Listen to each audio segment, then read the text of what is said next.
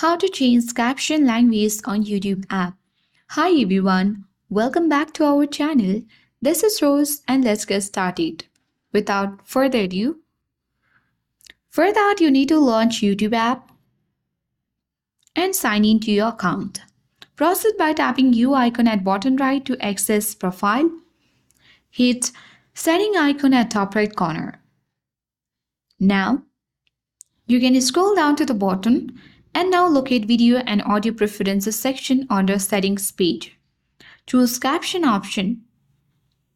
Once you access captions, make sure you toggle on the button for caption preferences. Here you will see languages, choose that.